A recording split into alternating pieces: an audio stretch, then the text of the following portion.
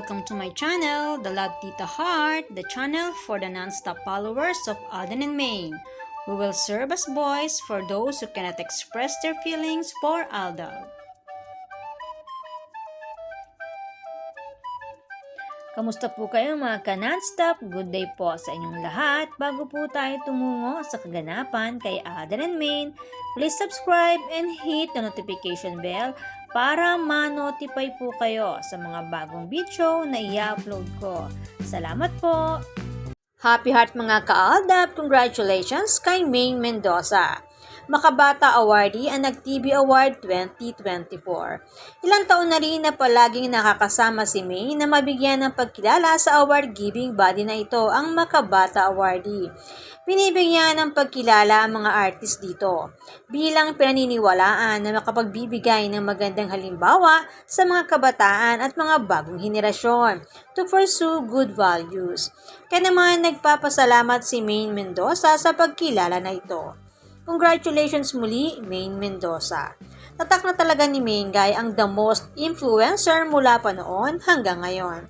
At syempre, binabati din natin si Alden Richards bilang Makabata Male TV Star Awardee for Anak TV Seal Awards 2024. Tulad ni Mengay, lagi rin napapabilang si Tisoy bilang ma-influensyang nilalang sa labas man o loob ng mundo ng showbiz.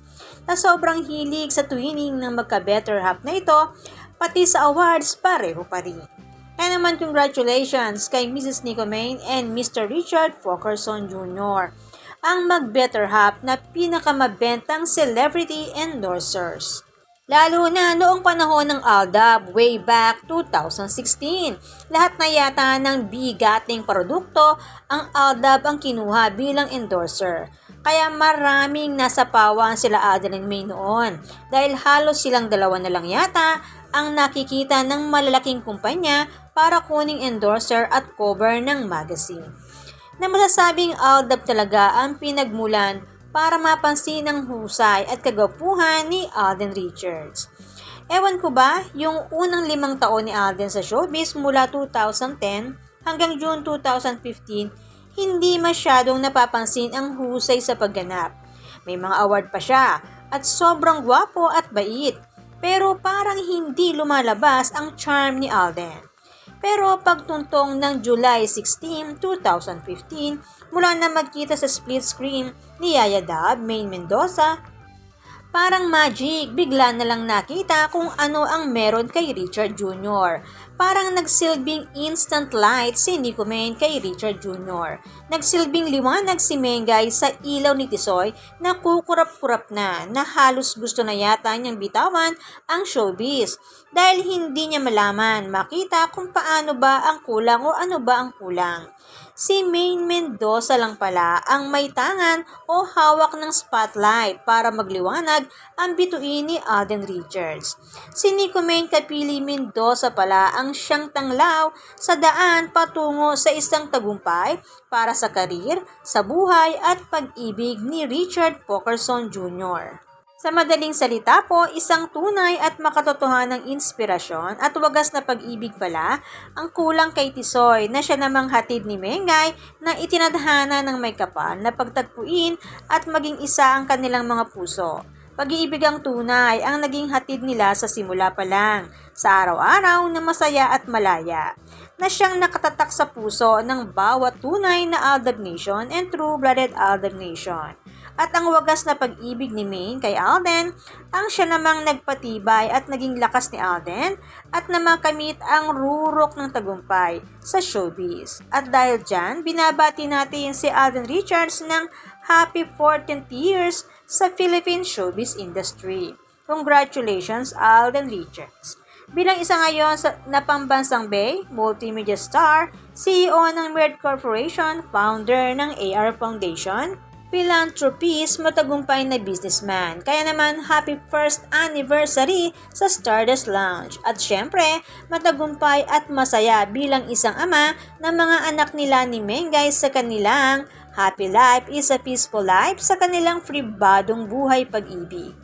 Samantala, sa nagdaang ganap ni Alden, Nagpakain ito ng McDo sa kanyang mga katrabaho sa nagdaang taping ng Pulang Araw na sinasabing last taping na ito. Napaka-generous talaga ni Richard Jr. Hindi magugutom ang mga katrabaho basta kasama siya.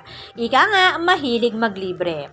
Sa ngayon, Pulang Araw naman ang tinatrabaho ni Alden. Kasama na ang pagbisita sa St. Paul University para sa kwentuhan session para sa ilang information tungkol sa giyera sa serye ng Pulang Araw. Kaya naman dito sa kanyang mother studio, si Sanya naman ang kanyang kasama bilang leading lady niya sa Pulang Araw. Kaya naman masanay na kapag nasa trabaho si Alden. Ganito siya ka-sweet sa kanyang kalab team. Ika nga, kasama na ito at normal lang ito sa kanyang trabaho bilang aktor or public figure. At pagtapos na ang trabaho, ganito naman si Tisoy. May distansya, medyo malayo sa leading lady at walang paghawak sa isa't isa. Walang abrisyete, walang holding hands, walang pag-alalay. Pero kapag may nagpa-picture, kailangan uli maglapit, lalo na kapag may media na. Kaya naman ang pagdikit-dikit at pag-alalay ni Alden ay kasama yan sa trabaho niya bilang leading man kapag oras lang naman ng trabaho. At kapag tapos ng trabaho, kanya-kanya na sila. Katulad nito, si Alden kasama si Mama Den at Laysam sa isang gold souk o tindahan ng mga ginto sa Dubai.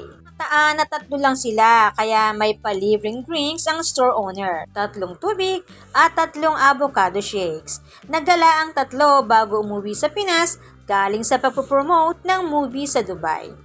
Sa ngayon, magazine naman ng L'Officiel ang pinopromote nila kaya nakikita pang magkasama ang dalawa dito at may kaunti pa silang kwentuhan at tanungan bilang paraan kung paano nila i-promote ang magazine. Ang tanong niya kay Alden, would you sacrifice your happiness for the person you love the most? Ang tanong ni Catherine kay Alden. Ang sagot ni Alden, of course.